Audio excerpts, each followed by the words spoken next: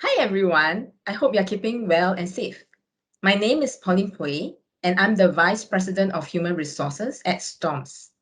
Storms is a Singapore-based gaming startup that is invested in by the corporate venture building arm of the Singapore Economic Development Board, the EDB New Ventures, and three of the largest telcos in Asia-Pac, namely Singtel, AIS, and SK Telecom.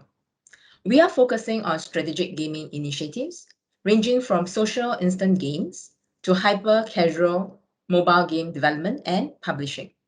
I'd like to take this opportunity to thank GCAP for having me here to share my viewpoints on the topic that is close to my heart about how gaming companies can create a humanized culture in the individualized world.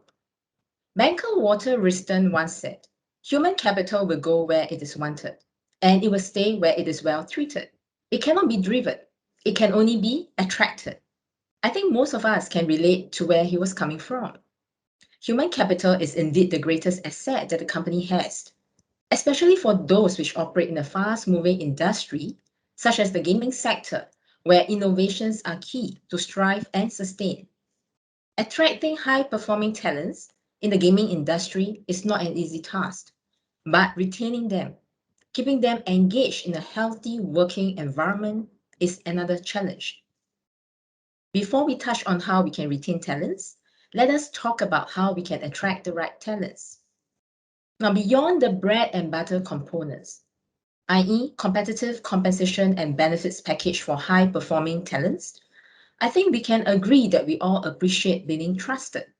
We feel empowered when we are not being micromanaged and have the flexibility to be the best version of ourselves. We have seen how flexible working arrangements work, and it's safe to say that such working arrangements are here to stay. With this in mind, companies that default to trust and allow their talents to work from anywhere they didn't fit will appear attractive to high-performing individuals. Storms ourselves has introduced flexible work arrangements or the work from anywhere policy during our early days, before the term went viral during the COVID-19 pandemic. I have personally witnessed the benefits that such a working arrangement has for both my team members and the business. For my team members, the flexible work arrangement enables them to save time on commuting and work effectively at a place where they feel the most productive. As for startups like Storms, this arrangement enables the company to expand its team beyond borders and without the need for a larger office space. Indeed, there are challenges that come with such working arrangements. Keeping employees engaged and ensure that they feel a sense of belonging when physical contacts are rather limited is one. Not to mention how companies, pre-COVID, were able to provide employees with the opportunities to build personal connections with those within and outside their departments.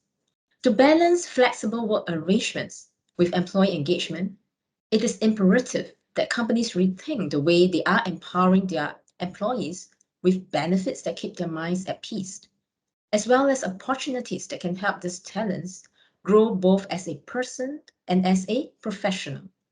At Storms, we introduced an initiative called Zesta, where employees are given the opportunities to participate in various wellness sessions such as Zumba, yoga, and K-cardio virtually. Using the budget that we managed to save, thanks to the flexible arrangement, we have also successfully rolled out an enhanced medical insurance plan, providing dependence coverage so that our employees can have peace of mind during this uncertain time, as well as designing a goal-setting framework that incorporates the employee's individual development plan. Seeing how these initiatives were well received by Stormers, this is how we Storms employees identify ourselves. This might be worth considering for the other HR practitioners. Hiring high-performing talent is indeed a priority, but companies should also ensure that you're hiring for culture add rather than just culture fit. In today's interconnected world, having a diverse workforce is beneficial to businesses as it becomes a key driver of innovation. The ability to attract diverse talents who do not just fit into the company's current stage of growth, but who are adaptable and agile, who can grow with the company at the different stages, be it from early stage 0 phase to the stage 3 and 4 expansion phase, will be critical, especially for an early stage startup. At Storms, for instance, our vision is to connect billions through play, and we believe in achieving it by building an inclusive gaming ecosystem. In doing so, we have to have diverse talents to be able to see things from a broader perspective. As we continue to expand globally, having a diverse talent pool enables us to accelerate innovations, get deeper local market insights, and operate in an effective manner. Each person is able to contribute in their own unique ways, and we have seen it firsthand. You'll be surprised to witness the growth opportunities that you're able to unlock with a diverse, inclusive, and equitable team. Now, how do we do this right? Culture ed is beyond a buzzword as such, but a business critical imperative, the foundation which allows companies, especially startups, to have the ability to scale in a sustainable manner. What I mean by culture ed here, hiring managers should look at hiring people who are aligned with your organization's values and culture and able to bring something different to the table that can positively contribute to your company over the longer term. One should go beyond the comfort zone of seeking to hire and retain talents whose qualities are already working for your organization or who fit into your culture currently. The dark side of hiring for culture fit lies in biases that may exist, and you are subconsciously reinforcing it. It may lead to discriminatory hiring practices and unfair treatment towards people who do not fit your organization's preconceived cultural mold. Now, you might be wondering how you can attract a diverse talent pool so that you can have people who are able to bring something different and fresh to join your team. Over the past year and a half, two of the biggest issues in gaming have been the pandemic and the ongoing push to improve diversity, equity, and inclusion, i.e., DEI. Besides enabling a remote workforce by allowing people to work from anywhere they deem fit, I believe that the company culture itself should be created in such a way that promotes DEI. It has to be respectful, healthy, and engaged. By doing so, you will not only attract the right talents from all walks of life, but you will also retain your existing talents. Now, let's talk about the key elements that are important to create such a humanized working culture. First of all, respect is a key requirement for a humanized working culture. It does not only promote better teamwork, but it also enhances productivity and efficiencies in the workplace.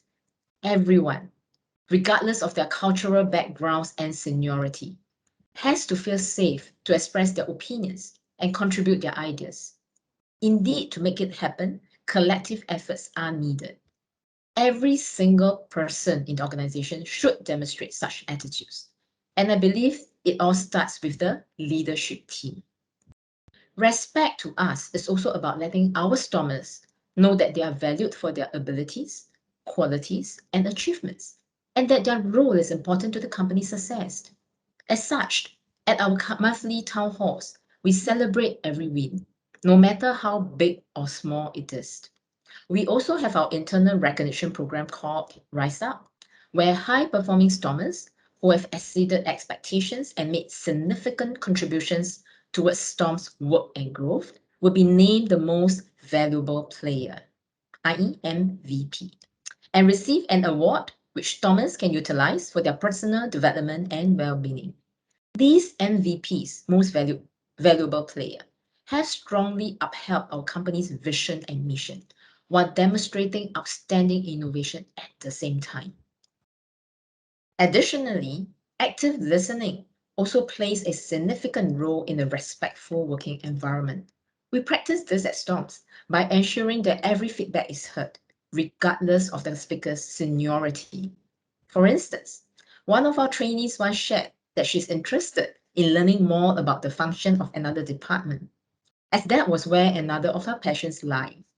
Human resources, together with the leadership team, allowed that passion to come to life. And the said trainee spent a couple of months shadowing the other team, providing her with the exposure she craved for, and at the same time, allowing the other department the opportunity to utilize the trainees' technical skill sets, where she formulated a program from scratch. As our workforce becomes increasingly diverse, it naturally creates an environment where people with different cultural backgrounds come together and learn from each other. That's the beauty of having a respectful environment. While I agree that employees should be given the freedom to work at the place where they feel the most comfortable, we need to also bear in mind that their safety and health should always be the company's top priority. A recent survey conducted by the International Games Developers Association revealed that 32.4% of developers said they needed more mental health support, while 41.9% indicated that they needed more community support. With this in mind, HR leaders should not wait until the pandemic gets better to create a conducive environment for open communications, as well as a platform for employees to get connected virtually. For startups that typically have smaller teams, it is especially important for the HR team to work hand in hand with the company's leadership team to ensure that each of their team members understands and practices the company's vision and core values. At Storms, our CEO dedicates time for confidential one-on-one fireside chat sessions each week, where our Stormers can simply book his calendar to discuss anything under the sun, from personal well-being to career-related matters. We have also designed our onboarding process to allow new joiners of all levels, from interns to senior leaders, to virtually meet with other team members within and outside their departments to better understand how each department contributes to the company's success. Besides enabling open communications, it is equally important for companies to instill their core values in the heart of their employees. As someone from the mobile gaming industry, I have witnessed how this can be done in a fun manner. The HR team frequently organizes fun events such as the Stormy Games as part of our ZESA initiative, where we bring people to compete in a cross-functional groups on our own instant games and platform before a tournament in our recent virtual town hall for the top team to unlock prizes such as food delivery vouchers. We are all gamers to begin with, so it was not surprising to see that everyone felt challenged to top the leaderboards and win prizes while getting to know their team members from the other departments better. It is exciting to see how an activity that might come across as simple can bring people together while appreciating the work that other teams have done to bring the games to life. It is also great to be reminded that we all need time to unwind, and it can be done by playing easy-to-play games that do not require much time investment, nor the need to download yet another app. I have briefly touched on culture ed and why it's important for you to focus your hiring strategy on it instead of simply culture fit. But here's the dilemma that some people may have. Will culture ed lead to me compromising my company's culture or core values? Some may also wonder how they can get started. I would like to highlight that hiring for culture ed is about hiring someone who can bring something different and fresh to the table and hence contribute positively to your company over the longer term.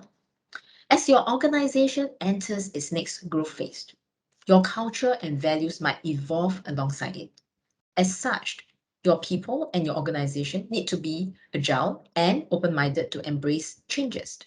For companies, embracing changes do not start from the time when someone joins your team, but even before you bring someone into your team. Your recruitment ads and job postings should speak to a broader range of candidates. Instead of adopting what you may be most comfortable with, find ways to be more inclusive in your language to appeal to candidates from different backgrounds. You can also consider targeting certain linking groups or be present at industry events to connect with diverse potential talents. Your employees are your best ambassadors. At Storms, we have an employee referral program called Link Up, where our Stormers will get rewards upon successful referral. We have seen positive results from this program, and others may consider adopting the same to not only reach out to potential talents, but also strengthen their employee branding. Ensuring that you have the right policy and culture that promote DEI is crucial in attracting potential hires as well as retaining your talents. Offering flexible work arrangements is one of the many ways whereby you can expand your team beyond borders. Last but not least, you must have the right mindset when it comes to your hiring approach. Remember that culture add should be your priority instead of culture fit. Companies should attract the right talents by offering them the option to work from anywhere that they feel the most productive. Here, trust is key to successfully roll out flexible working arrangements to ensure that your employees feel empowered to be the best version of themselves. Secondly, your organization should have a respectful culture to enable every person to voice out their concerns and start talking about mental health. Frequent one-on-ones are key to identify potential issues or signs relating to mental health, and it all starts with us. Last but not least, hiring managers can consider adapting your hiring approach to culture add to accelerate innovations and the ability to scale sustainably. Go beyond your comfort zone of hiring people who fit into the current culture or are similar to you. Everyone is different and is able to contribute to the organization in their own unique ways. We just need to be open and receptive. We've talked about the challenges that HR is facing in today's gaming industry, mental health, DEI, and some tips that you might want to consider adopting. I hope that you find this session insightful, and I look forward to connecting with you. Thank you, and stay safe.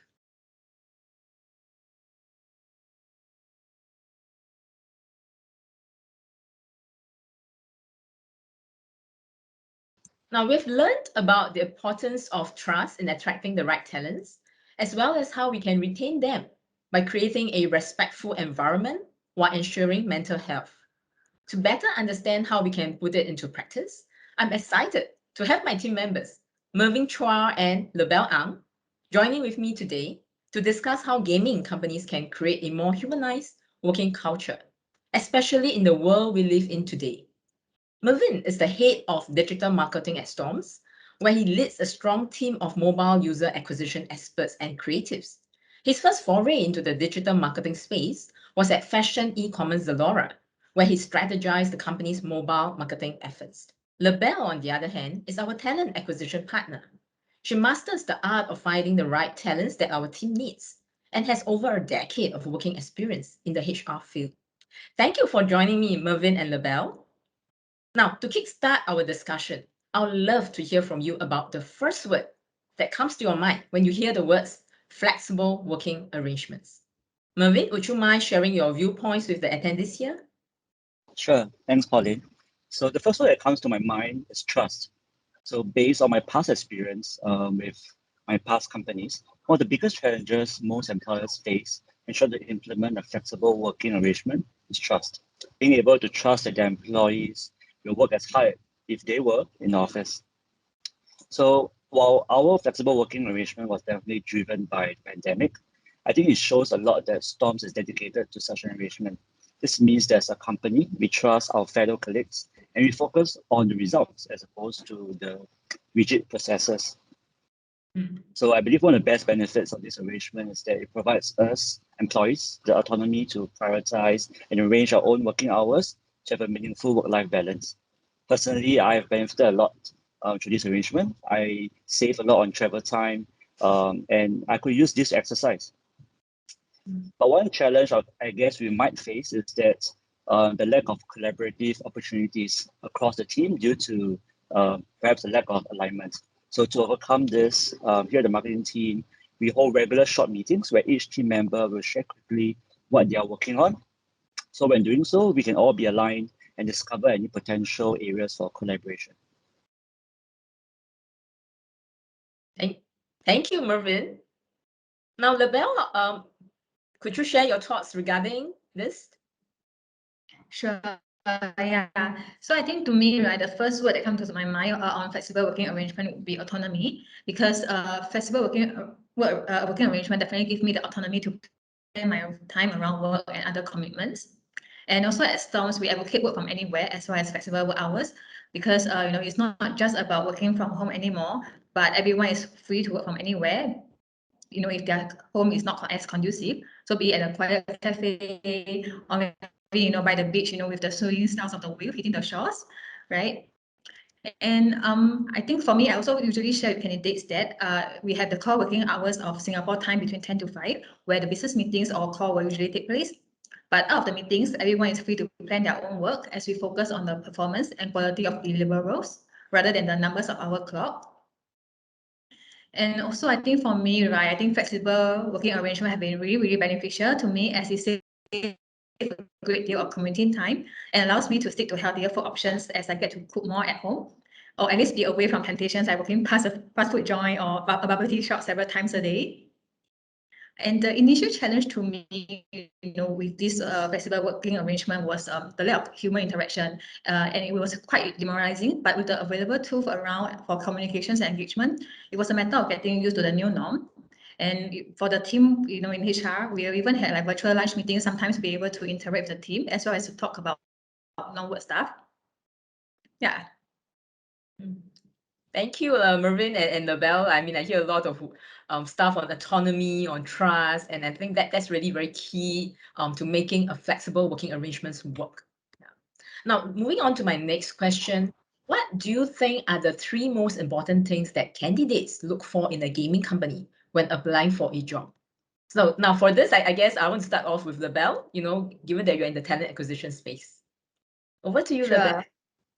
Right. Thanks, Pauline. Yeah. So I think for me, when I speak to candidates, right, flexibility is the number one question that candidate will often ask regarding remote work or the work hours, because there are candidates who are not based in Singapore and relocation is rather tough due to the certain measures imposed to curb the pandemic. And the number two will be culture. Understanding how the culture like in the company as well as the management. Whether is it some culture that is promotes openness and inclusiveness, stuff like that. And the third one will be internal mobility. On like developmental opportunities upwards as well as cross-functional, as we are a startup, and there are bound to be opportunities as a company scales. So these are the top 3, questions or maybe things that a candidate will look for. Now, Mervin, what about, could you share your insights from a hiring manager perspective? So the 3 things I think where I speak to candidates for user acquisition positions as well as marketing positions. The first one that really they're very interested in is to find out more about the game industry per se, because the game industry is actually very fragmented. So even if the candidates are gamers themselves, they will probably only know the AAA games out there or the large gaming companies. As Storms, we are really into hyper casual and casual mobile games.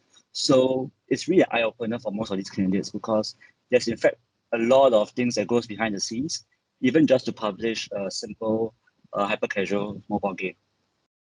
The second thing is that surprises them is we actually encourage our employees to play games for work, right? And specifically, we encourage them not just to play our mobile games, but also the other popular hyper casual and casual games out there. This is because we need to not only understand our own product, but also what are the other popular trends out there. Last but not least, I think one of the biggest thing which surprises them would be that while Storms is a Singapore company, we actually have a global coverage. So very often candidates will come, when they speak to us, they will think that our target markets are only regional, like Southeast Asia or even Asia Pacific. But in fact, we are global because our businesses transcends not just tier 1 countries like USA, Europe, South Korea, but we are also across the globe at India, Africa, and Latin America. Thanks, Labelle and Mervin, for sharing your insights on this. Now, I would like to find out from you, what does this term diversity and inclusion mean to you? Perhaps we can start with Labelle. Sure. Yeah, so I think to me, diversity and inclusion is not only about bringing people of different cultural backgrounds to a team, but also about accepting and working together with colleagues in different working arrangements or time zones. We always put our remote employees in mind when arranging our company-wide events or activities to ensure that they suit our employees' time zone. And for Storms, we also empower our employees with freedom to plan their own work time as we focus on quality work performance. Holiday-wise, right, our employees are actually, are to follow their local calendars, and they just have to let the team and the manager know that about the holidays, so that the team will know that he or she will be out of office. Mervyn? Yeah. So for me, I think diversity and inclusion, while related, actually have separate meanings. So diversity to me is representation in the company, and inclusion is the level of involvement of each person. So to me, a company which is diverse and inclusive would mean that everyone, regardless of who they are or where they come from, feels equally involved in moving the company forward. Okay. And moving on, right? What are some of your thoughts, right, about building a more diverse teams and the benefits that this will actually bring to gaming businesses? So maybe Mervyn, could you just count for Sure. from Yes. Yep. Let me start.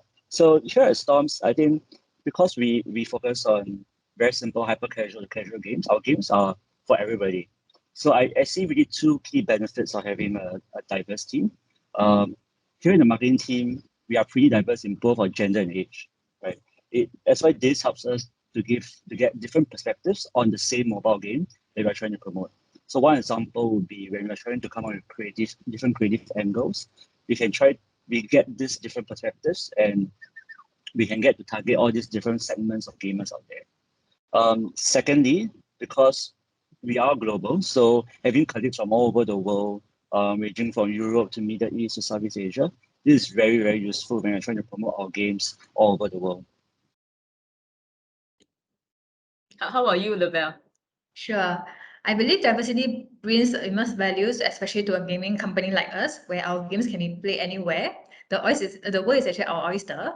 So having a diverse workforce helps everyone to know and understand the values and differences of different cultures, which translate into how our product and services can be better catered to the different demographics.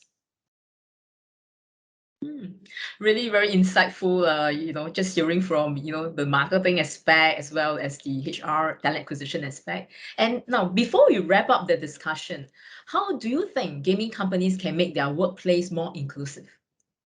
Mervyn, Sure. would you like to go first? Yeah. I think, let me start. So in my opinion, I think inclusion really needs to be led by example. And I think here at Storms, I feel we demonstrate inclusiveness through three very vivid examples. So I think the first is we welcome and hear and respect every voice. We have a monthly town hall, and at each town hall, we have an open forum at the end where anyone in the company, regardless of seniority, may ask the leadership any questions on the business. Right. Secondly, due to our flexible work arrangement, all the hiring managers really need to emphasize on having regular one-on-ones with open discussions with their team members.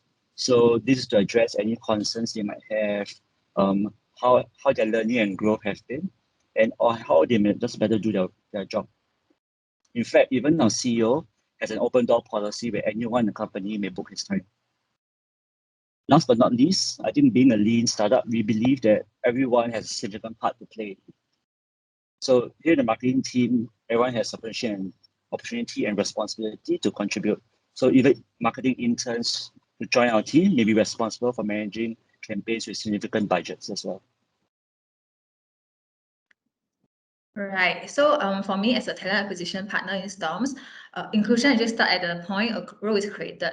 So our focus is actually on looking for the best talent for Storms regardless of location, nationality, gender, ethnicity, etc.